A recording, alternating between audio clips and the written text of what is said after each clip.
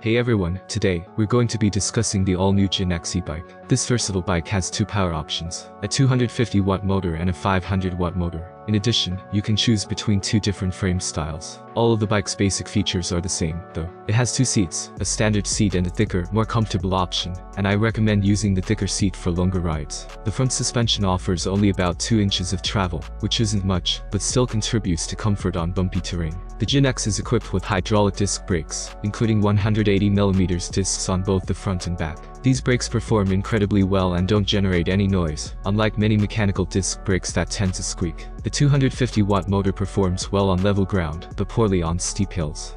For a better experience, I recommend getting the 500-watt version if you live in a hilly area. The bike also contains a 7-gear Shimano shifter. I had to adjust the shifter to ensure smooth gear transitions, because it was not adjusted properly out of the box. Although the broad handlebar offers enough room, it cannot be adjusted in height, which could be uncomfortable for some riders because of how they ride. The grips feel good and are composed of imitation leather. On the left side are buttons and an accelerator, while the brake levers are made of metal.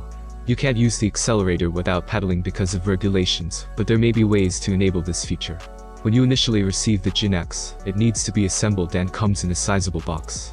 The bike itself weighs about 20 kilograms, so even if setup takes some time, it is relatively light.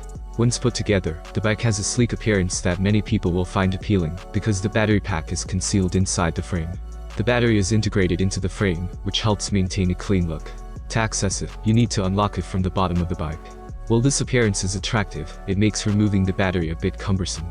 The manufacturer claims a range of up to 120 kilometers on a single charge, but realistically, you can expect around 50 kilometers, depending on riding conditions and assistance levels. The large screen in the center of the handlebar displays important information like battery level, distance traveled, and more. It is bright enough to be seen even in direct sunlight. On the right side of the handlebar are the Shimano shifter and the brake lever. The GenX features 3 easily adjustable assistance levels that are controlled by handlebar buttons. The bike can be started by holding down the M button for approximately 3 seconds. The bike has 27.5-inch wheels and 2.1-inch wide tires, which make for a comfortable ride over a variety of terrain.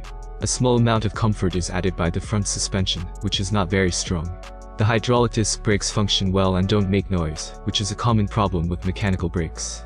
The bike can reach its maximum speed of approximately 25 km per hour on flat roads without any problems.